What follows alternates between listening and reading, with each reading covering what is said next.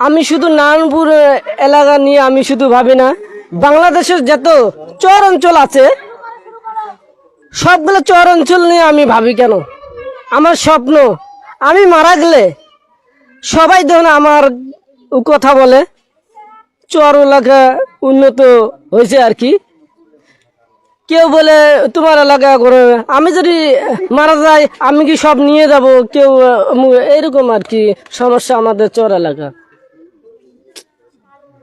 এই জন্য আমি বলি নতুন সরকার, নতুন এমপির কাছ থেকে আবেদন করে বলি, বাংলাদেশের যতগুলো চর অঞ্চল আছে সবার নজর করতে হবে এখানে, তাহলে আমরা শহরে যাইতে পারবো।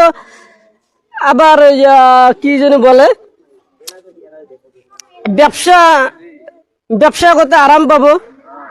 শহরে যারা ব্যবসা করে অনেক লাভন করে আর কি, তারা বাড়ি করে ব্যাংক ব্যালেন্স করছে। আমরা চল অঞ্চল কেন এগিয়ে যেতে পারি না কেন? এরকম শিক্ষার হার আবার কম। যদি শিক্ষার হার থাকতো তাহলে আমি তো কথা বলতে পারি না, আমার বদল ভালো কথা হইতো, অবশ্য হইতো।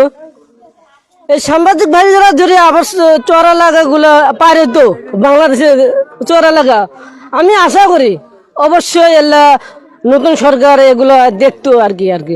নতুন সরকার তো জানে না, তিনি তো থাকে তার বাসভবন এলাকায় থাকে। আসলে স্যারকে আমি মাপ চাইলাম, ভুল ত্রুটি হলে ক্ষমা করে দেবেন। আসলে স্যার এগুলো লোক দিয়ে আপনি তদন্ত করেন,